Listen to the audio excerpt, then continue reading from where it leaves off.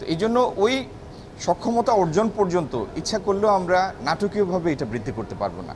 কিন্তু আমি জানি জ্বালানি মন্ত্রণালয় যেভাবে তার গ্যাস সরবরাহের ম্যানেজমেন্ট করে, সেখানে ব্যক্তি খাতের শিল্প কলকারখানাগুলিকে সর্বোচ্চ অগ্রাধিকার দেওয়া হয়। বিদ্যুৎ উৎপাদনের পরেই ব্যক্তি খাতের শিল্প কারখানা। তো সেই জন্য জ্বালানির কারণে যে উৎপাদন ব্যাহত হয়ে রপ্তানি কমে গিয়েছে ব্যাপারটা এমন না। রপ্তানির বৈশ্বিক একটা মৃদু ভাব, সেটিও এটার একটা বড় নিয়ামক কারণ। মুরগির দাম 20 টাকা বেড়ে যাওয়া যে পরিমাণ জ্বালানির মূল্য বৃদ্ধি হয়েছে সেটা জাস্টিফাই করে না। আমি আপনাদেরকে একদম পিন পয়েন্ট একটা ক্যালকুলেশন করে দেখাই। ডিজেলের মূল্য বৃদ্ধি হয়েছে 15%। 100 টাকা ডিজেল 15 টাকায় গিয়েছে। ইনারা রপ্তানি করেন, প্রত্যেক দিন তাদের ট্রাক চট্টগ্রাম যায়, বন্দরে যায়, সমুদ্র বন্দরে।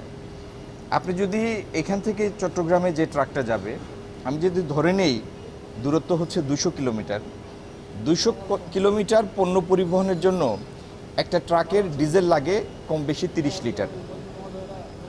30 লিটার ডিজেলের সামগ্রিক সমুদয় বাড়তি মূল্য কত? 450 টাকা। তো 450 টাকায় ওনার যে পরিমাণ পণ্য যাবে, সেই পণ্য যদি আপনি রপ্তানি পণ্য,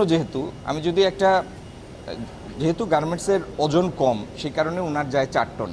কিন্তু আপনি যদি চট্টগ্রাম থেকে আসে যে সমস্ত পণ্য নিয়ে একটা ট্রাক, কাঁচামাল বা ধরেন চাল ডাল ইত্যাদি নিয়ে, তাহলে একটা ট্রাক ন্যূনতম 10,000 কেজি পরিবহন করে, 10 টন। 10 টনের উপর যদি আপনি 450 টাকার লোড দেন, তাহলে পার কেজি কত পড়ে? এই পরিমাণই মূল্যবৃদ্ধি হওয়ার, যদি আমি মূল্যবৃদ্ধির কারণ চিন্তা করি, জাস্টিফিকেশন চিন্তা করি, তাহলে মূল্য বৃদ্ধি হওয়ার কথা এই পরিমাণে। একই কথা বাস ভাড়ার বেলায় প্রযোজ্য। বাসে যতটুকু ডিজেলের মূল্যবৃদ্ধির কারণে যে এফেক্টটা পড়বে, সেটি পড়বে 50 জন বা 60 জন প্যাসেঞ্জারের উপরে। তো যাত্রী প্রতি টিকিটের মূল্যের কোনো নাটকীয় পরিবর্তনের কোনো সুযোগ নাই। পণ্য মূল্যের উপরও এটার বিরাট কোনো অভিজ্ঞতা আসার সুযোগ নাই। ইনফ্লেশনের, মূল্যস্ফীতির প্রাথমিকভাবে যে কোনো ক্ষেত্রে মূল্যবৃদ্ধির পরে ইনফ্লেশনের একটা স্পেকুলেটিভ স্পাইক আসে, যে জল্পনা কল্পনা থেকে একটা মূল্যবৃদ্ধি। এই স্পেকুলেশনের ফাঁদে যেন আমরা কেউ না পড়ি, এদিকে সতর্ক দৃষ্টি রাখার জন্য আমি গণমাধ্যমের ভাইদের প্রতি আমার বিনীত অনুরোধ জানাবো।